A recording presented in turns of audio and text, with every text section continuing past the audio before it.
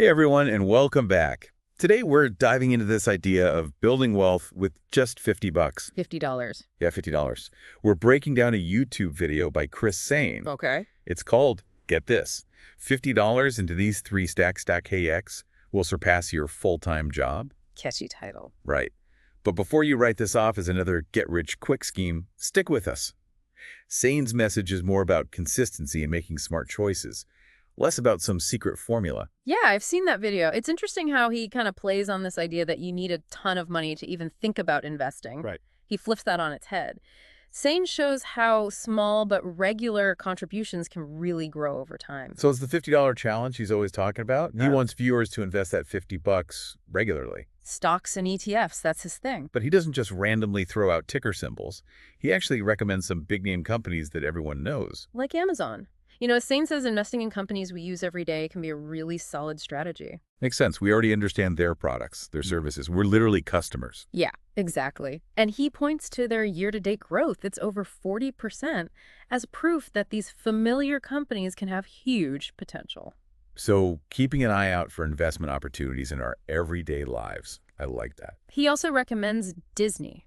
Another one everyone knows. Huge brand recognition, right? For sure. He highlights their recent performance, almost 20% growth in the past 3 months alone. Wow. And he ties it all back to Disney's strong brand and how much they offer, theme parks to streaming services, you name it. This is where that whole wide moat idea comes in, right? Exactly. A wide moat basically means a company has a strong competitive advantage. It's harder for others to compete. Makes total sense. And Disney, I mean, come on. Theme parks, streaming, all that intellectual property, they fit the bill. Yeah. Seems like a pretty stable investment. Yeah, it does. But Sane doesn't stop with just individual stocks. Oh, right. He's big on ETFs. Especially the Schwab U.S. Dividend Equity ETF, SCHD. He actually shares his own experience with it, claims a 19% return, a capital gain of over $6,000. From SCHD. Just from that. That's what he says. Now, it's great he's open about his wins, Sure. but I think we need to look beyond just taking his word for it. Absolutely. We got to look under the hood. What makes this SCHD thing tick? Exactly. What's it actually holding? What's their dividend history? How does it compare to other dividend ETFs out there? All good questions to ask before jumping in. Yeah, for sure. So we're not just blindly following Sane's picks. We're doing our homework, due diligence, and all that. Definitely. Now, there's this other thing Sane brings up, a story from a viewer named Reggie. Okay. Reggie says he made $300 profit in an hour using Sane's advice. Hold on. $300 an hour. What's the catch? Well, Reggie was trading options contracts, basically agreements to buy or sell something at a specific price on a specific date. Okay, so a bit more advanced than just buying stock. Yeah. And Reggie only used 4 contracts. Sane says you can scale this up, more contracts, but obviously that also means more risk. High reward, high risk kind of thing. Exactly. It all ties into something else Sane talks about, managing risk. He emphasizes taking profits when you have them, not being greedy. It's like, don't get too caught up chasing bigger and bigger wins and then lose it all. Right. We should dig into that more, though. Like, what are some actual strategies for managing risk? How does diversification play into all of this? We always hear, don't put all your eggs in one basket. Exactly. No matter how promising that basket might seem. And that brings us to this major theme that runs through Sane's whole video. Consistency? Yep, and discipline. He's always talking about investing $50 daily, encouraging people to start small and gradually increase their contributions. He even compares it to his old car payment, $449. Once he paid off his Lincoln LS, he started paying himself that same amount. Instead of the car, the money went into the stock market. Smart move. It's powerful. He basically shifted from spending on a depreciating asset, the car, to a potentially appreciating one, the market. That's a huge principle of wealth building, right? Absolutely. It's about redirecting money you'd normally spend on something else and putting it toward your investment goals. So it's not just about finding extra cash. It's about being mindful of how you're using what you already have. Couldn't have said it better myself. Now, while Sane's all about that daily $50 investment, are there other ways to be consistent? Good point. You've got strategies like dollar cost averaging, investing a fixed amount regularly, no matter what the market's doing. Right. And exploring different strategies like that helps people find what works for their situation and how much risk they're comfortable with. So Sane's $50 challenge is a great hook, but there's way more to it. We got to understand the ideas behind it, not just take his word as gospel. I agree. And that's what makes this whole deep dive so interesting. We're not just summarizing his video.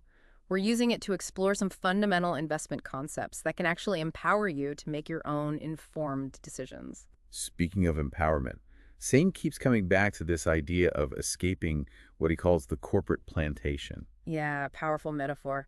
It speaks to this yearning for financial freedom, breaking free from the 9 to 5 grind, having more control over your life, your time. So it's not just about the money itself. It's about what that financial security brings with it. Freedom, choices. Exactly. And that's why his message resonates with so many people. He's not just talking about getting rich, he's talking about reaching a level of financial independence where you can live life on your own terms. It's inspiring, for sure. But before we get too carried away by dreams of financial freedom, let's get back to reality for a second. What are some real-world challenges people might face, even if they're consistently investing that $50? That's a great question. And one we'll definitely get into as we continue this deep dive. One of the biggest hurdles anyone faces, no matter how much they're investing, is market volatility. The ups and downs, yeah. Exactly. We all know the stock market can be a roller coaster. And even if you've got a long-term strategy, those swings can be pretty unnerving. It's like you're trying to climb a mountain, but the ground keeps shifting under your feet. How do you stay focused, stay committed, when it feels like you're fighting those external forces all the time? That's where understanding your own risk tolerance comes in. You got to know yourself. Yeah. Are you someone who can handle big swings in the market? Like a thrill seeker with their investments. Kind of, yeah. Or do you need a more cautious approach? Knowing your limits, that helps you make smarter decisions and get through those market storms that are bound to happen. Sane talks about taking profits, not getting greedy, but he doesn't really lay out how to manage risk. What are some things our listeners can do to actually protect their investments? One of the most basic strategies is diversification. Remember that eggs in one basket thing we talked about? We'll put them all in one basket. Right. It's about spreading your money around, not just one stock, not even one sector. Different asset classes, industries, even different parts of the world. Exactly. And this goes back to SCHD, Sane's recommendation. It's a great example of diversification built into a single ETF. Okay. Instead of holding individual stocks, SCHD holds a bunch of different dividend-paying companies from various sectors. So it spreads the risk around. Yeah, it lowers the risk that comes with betting on just one company. That makes sense. Diversifying within the ETF itself. But let's say someone's just starting, building their first portfolio. Yeah. How much diversification is enough? Good question. There's no magic formula, unfortunately. Figures. It depends on your situation, your risk tolerance, what you're trying to achieve with your investments. But a good rule of thumb is to aim for a mix of stocks and bonds. Okay. When you're younger, more time to ride out those market ups and downs, you can lean more heavily into stocks. And as you get closer to retirement, shift more towards bonds. Exactly. And within your stock picks, you can diversify even more. Large cap, small cap, international stocks, things like that. The key is a balanced portfolio that fits your goals and how much risk you're willing to take. Got it. Diversification helps with the practical side of managing risk. But what about that mental game we were talking about? Yeah. How do you stay disciplined, keep investing, even when the market throws you a curveball? It's all about emotional intelligence. Understanding how your emotions can mess with your investment choices. You got to have strategies to avoid making impulsive decisions based on fear or greed. So like not selling off everything when the market dips. Yeah. Or jumping on the bandwagon and buying some risky thing just because everyone's doing it. You got it. It's about having a plan and sticking to it no matter what. And a big part of that is focusing on the long term, like Sane's car payment analogy. Right. He shifted his mindset. Instant gratification out, long-term growth in. Exactly. It's delaying that reward to get a bigger payoff later. But how do you stay motivated, stay focused on those long-term goals when you're surrounded by messages about getting rich quick? It's everywhere you look. It is. It's all about having a clear why. Why are you investing? What are you working towards? Is it financial freedom, early retirement, a secure future for your family? Having that strong reason, that emotional connection to your goals, it's got to make it easier to stay the course when things get tough. Absolutely. It's about seeing the bigger picture, not getting lost in the day-to-day ups and downs of the market. That's where Sane's whole escaping the corporate plantation thing comes in, right? Yeah.